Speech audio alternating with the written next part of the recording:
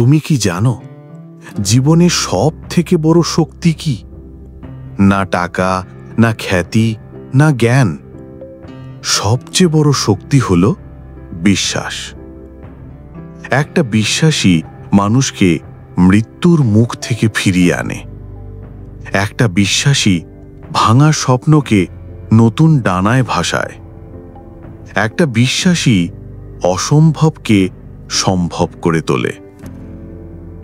আজ আমি তোমাকে শোনাতে যাচ্ছি এক সাধুর গল্প, যিনি ৬০ বছর বয়সে বুঝেছিলেন যে বিশ্বাস শুধু পাহাড় সরায় না, বরং মানুষের ভেতরের অন্ধকারকেও ভেঙে দেয়। ৬০ বছরের এক বৃদ্ধ সাধু, নাম তার অচ্যুতানন্দ। লম্বা সাদা দাড়ি, কপালে শান্তির রেখা, আর চোখে এমন এক আলো যা শুধু বিশ্বাসী মানুষদের চোখেই থাকে। তিনি জন্মেছিলেন এক ছোট গ্রামে। ছোটবেলায় দারিদ্র্য, অপমান আর ক্ষুধা ছিল তার জীবনের স্থায়ী সঙ্গে। কিন্তু একটি জিনিস তিনি ছোট থেকে ধরে রেখেছিলেন: আস্থা। গ্রামে যখন লোকেরা তাকে বলতো, তুই কিছুই পারবি না, তখনও তার মনে হতো, না, আমি পারব, কারণ ভেতরে এক শক্তি আছে। বছরের পর বছর ধরে তিনি কঠোর সাধনা করেছেন, কিন্তু তার আসল পরীক্ষা শুরু হলো ৬০ বছর বয়সে।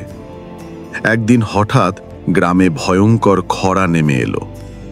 ফসল নষ্ট, পুকুর শুকিয়ে গেল, মানুষ পানির জন্যে কাঁদতে লাগলো। গ্রামের সবাই হাল ছেড়ে দিল।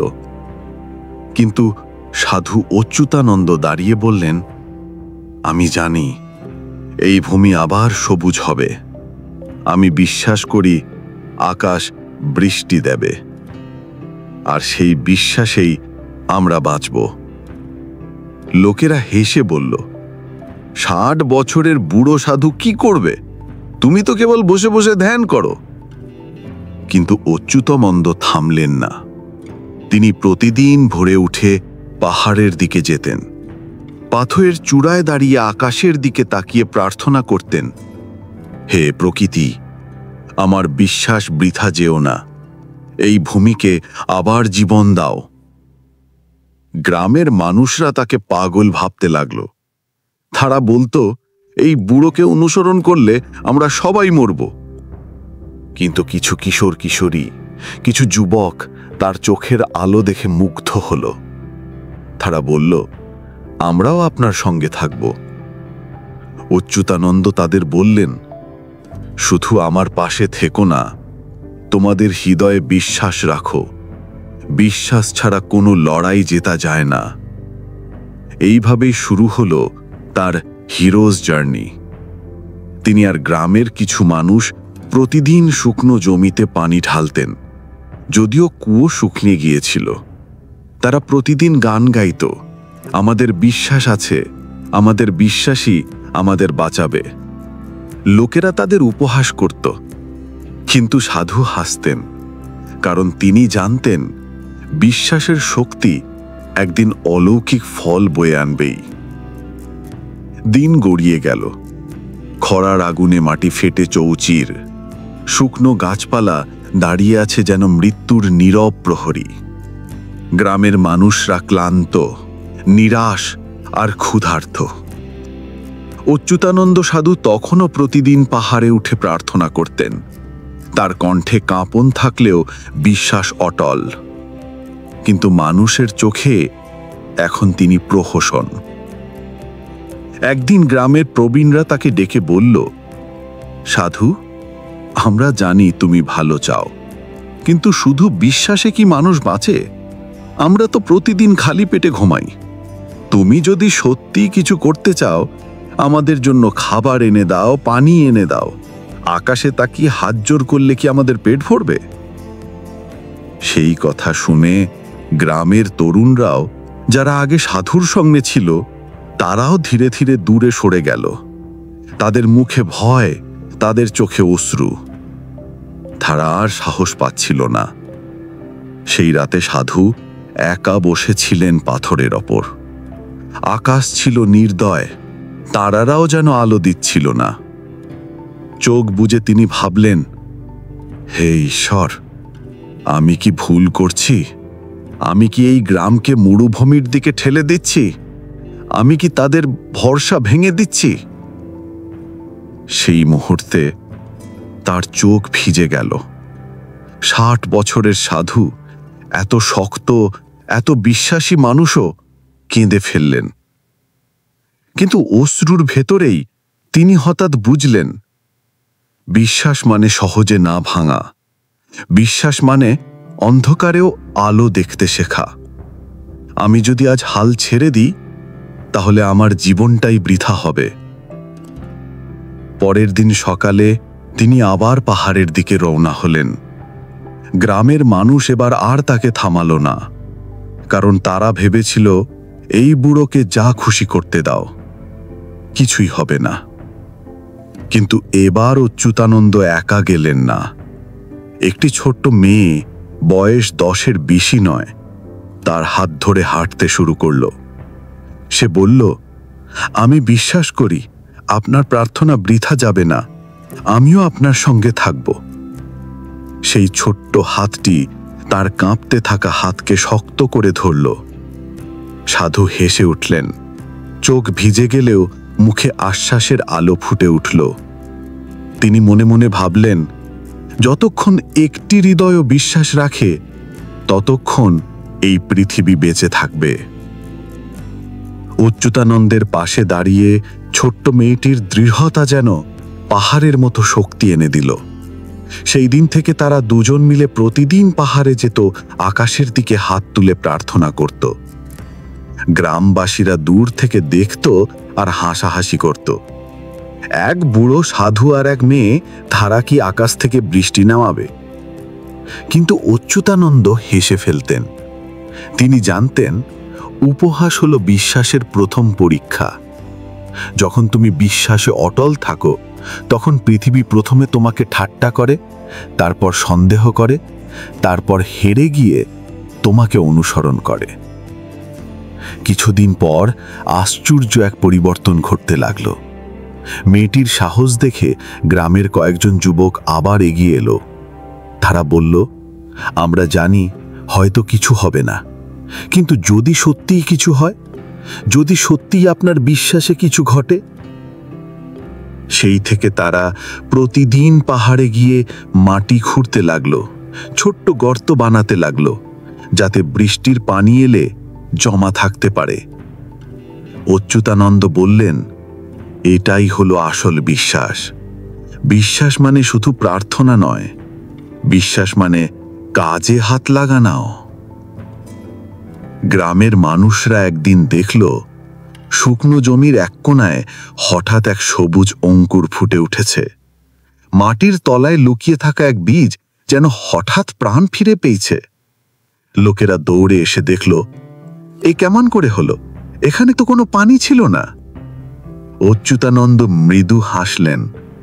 তার চোখ ভিজে গেল। তিনি বললেন, এটাই বিশ্বাসের আশীর্বাদ। যেখানে কেউ কিছু দেখে না, সেখানে বিশ্বাস প্রথম আলো দেখতে পায়। সেই রাতটা ছিল অদ্ভুত। আকাশে কালো মেঘ জমতে শুরু করল। যে আকাশ এতদিন ধরে নিষ্ঠুর হয়েছিল, হঠাৎ সে যেন দয়া করতে চাইল। বজ্রপাতের আলোতে গ্রাম জেগে উঠল, আর তার কিছুক্ষণ পরেই বৃষ্টি নামল। প্রথমে কয়েক ফোঁটা, তারপর ঝড় ঝড় করে নেমে এলো জীবনদায়িনী বৃষ্টি। শুকনো জমির ফাটলে ফোঁটা ফোঁটা পানি জমে গেল। মানুষ ছুটে বেরিয়ে এসে বৃষ্টিতে ভিজতে লাগলো। হাসি, কান্না, আনন্দ সব মিলে মিশে গেল। গ্রামের প্রবীণরা দৌড়ে এসে সাধুর সামনে হাঁটু গেড়ে বসল। তারা কাঁদতে কাঁদতে বলল, আমরা আপনাকে উপহাস করেছি, সন্দেহ করেছি, কিন্তু আজ আমরা বুঝেছি বিশ্বাসই আসল শক্তি। অচ্যুতানন্দ কাঁদতে কাঁদতে বললেন, না, আমার বিশ্বাস নয়, আমাদের বিশ্বাস। যে মুহূর্তেই ছোট্ট মেয়েটি আমার পাশে দাঁড়ালো, সেদিন থেকেই আকাশ বদলাতে শুরু করেছিল। কারণ বিশ্বাস কখনো একা থাকে না, বিশ্বাস সবসময় অন্য বিশ্বাসকে জাগিয়ে তোলে। বৃষ্টির রাত কেটে গেল, কিন্তু তার প্রভাব রয়ে গেল চিরদিনের মতো। শুকনো জমি যেন হঠাৎ নতুন প্রাণ পেল, ধানের চারা উঠল, পুকুরে পানি জমল, আর মানুষদের মুখে ফিরে এলো হারানো হাসি। গ্রামের শিশুরা ভিজে মাটিতে খেলতে লাগল, মায়েরা চোখ মুছে বলল, আজ যদি সেই বুড়ো সাধু না থাকতো, আমরা হয়তো আর বাঁচতাম না। সকালে সবাই মিলে অচ্যুতানন্দের কুটিরে গেল। সাধু তখন শান্ত মনে বসে ধ্যান করছিলেন। লোকেরা এসে তার পা ছুঁয়ে বলল, আপনি আমাদের নতুন জীবন দিয়েছেন। অচ্যুতানন্দ চোখ মেলে ধীরে ধীরে বললেন, আমি কিছু দেইনি, আমি শুধু বিশ্বাস করেছিলাম। কিন্তু তোমরা যখন আমায় ছেড়ে গিয়েছিলে, তখনও আমি হাল ছাড়িনি, কারণ আমি জানতাম বিশ্বাস ভাঙলে সব ভেঙে যাবে। একজন প্রবীণ ভাঙা গলায় বলল, আমরা তো আপনাকে অপমান করেছি, হাসাহাসি করেছি, তবু আপনি আমাদের জন্য প্রার্থনা করে গেছেন কেন? সাধু মৃদু হেসে উত্তর দিলেন, কারণ বিশ্বাস মানে শুধু নিজের জন্য ভাবা নয়, বিশ্বাস মানে অন্যের দুর্দিনেও ভরসা রাখা। আমি জানতাম একদিন না একদিন তোমরা সবাই বুঝবে। সেই ছোট্ট মেয়েটি এগিয়ে এসে সাধুর কোলে মাথা রাখল, তার চোখে আনন্দের জল, ঠোঁটে হাসি। আমি জানতাম আপনি ঠিক হবেন, আমি জানতাম আকাশ আমাদের কথা শুনবে। সাধুর চোখে জল এলো, তিনি আকাশের দিকে তাকিয়ে বললেন, এই শিশুই আমাকে শক্তি দিয়েছে। যখন পুরো গ্রাম আমাকে ছেড়ে গিয়েছিল, তখন এই ছোট্ট হাতই আমার বিশ্বাসকে আঁকড়ে ধরেছিল। বিশ্বাসের আগুন সবসময় ছোট্ট স্ফুলিঙ্গ থেকেই জ্বলে ওঠে। তারপর থেকে গ্রাম আর কখনো আগের মতো থাকল না। মানুষ শুধু জমিতে চাষ করল না, তারা মনে মনে শপথ নিল, যে কোনো বিপদ আসুক আমরা বিশ্বাস হারাবো না। বছরের পর বছর কেটে গেল। অচ্যুতানন্দ ক্রমে বৃদ্ধ হলেন আরও, তার শরীর দুর্বল হয়ে পড়ল, কিন্তু গ্রামের মানুষরা তাকে দেখতে আসতো প্রতিদিন। তারা শুধু তার আশীর্বাদ চাইতো না, তারা চাইতো তার বিশ্বাসের আলো নিজেদের জীবনে বহন করতে। একদিন গ্রামবাসীরা মিলে তার নামে একটা ছোট্ট আশ্রম বানালো। তারা নাম দিল আস্থার আশ্রম, যেখানে মানুষ আসতো নিজের ভাঙা মন নিয়ে, আর ফিরে যেত অচ্যুতানন্দের চোখের আলো দেখে নতুন করে বিশ্বাস নিয়ে।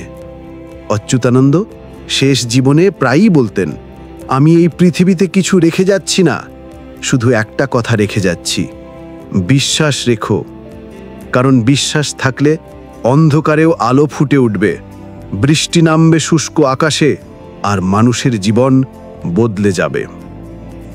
বছর গড়ালো, ঋতু বদলালো, গ্রাম বদলে গেল। খরার কালো স্মৃতি মুছে গিয়ে সেখানে সবুজের গান বেজে উঠল। কিন্তু যিনি এই বিশ্বাসের আলো প্রথম জ্বালিয়েছিলেন, সেই সাধু অচ্যুতানন্দ ক্রমে বয়সের ভারে ক্লান্ত হয়ে পড়লে একদিন ভোরবেলা সূর্যের প্রথম আলোয় গ্রামের মানুষরা তাকে তার কুটিরে নিস্তব্ধ অবস্থায় দেখতে পেল। চোখ দুটি বন্ধ, মুখে প্রশান্তির হাসি। তিনি যেন ঘুমের মধ্যেই অন্য জগতে চলে গেছেন।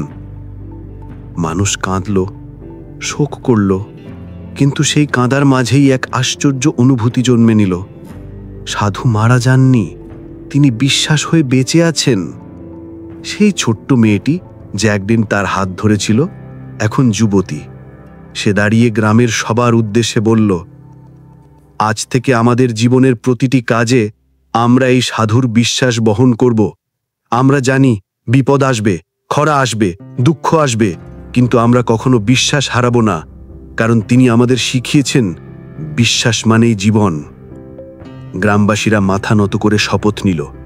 তাদের চোখে জল, কিন্তু সেই জল দুঃখের নয়, কৃতজ্ঞতার। সেই দিন থেকে গ্রামটার নাম পাল্টে গেল। মানুষকে ডাকতে লাগলো বিশ্বাসপুর, যেখানে প্রতিটি প্রজন্মকে শেখানো হতো, যদি হৃদয়ে বিশ্বাস থাকে তবে অসম্ভব বলে কিছু নেই। আজও লোকেরা বলে, যখন আকাশে মেঘ জমে, যখন বৃষ্টি নামতে দেরি হয়, তখন পাহাড়ের চূড়ায় নাকি দেখা যায় এক বৃদ্ধ সাধু ধ্যান করছে, আর তার পাশে দাঁড়িয়ে আছে সেই ছোট্ট মেয়েটি। এ যেন জীবন্ত প্রমাণ, বিশ্বাস কখনো মরে না। বন্ধুরা, এই ছিল 60 বছরের এক সাধুর বিশ্বাসের গল্প। হয়তো তোমার জীবনেও খরা আসবে, মানুষ তোমাকে নিয়ে হাসাহাসি করবে, কিন্তু মনে রেখো, যে মানুষ বিশ্বাসে অটল থাকে তাকেই একদিন পৃথিবী অনুসরণ করে। যদি গল্পটা তোমার হৃদয় ছুঁয়ে যায় তাহলে লাইক করো, তোমার বন্ধুদের সঙ্গে শেয়ার করো, আর আমাদের চ্যানেলটি সাবস্ক্রাইব করে রেখো নতুন নতুন অনুপ্রেরণামূলক গল্প শোনার জন্য। আর ভুলে যেও না, কমেন্টে লিখে জানাবে বিশ্বাস তোমার জীবনে কতটা শক্তি দিয়েছে।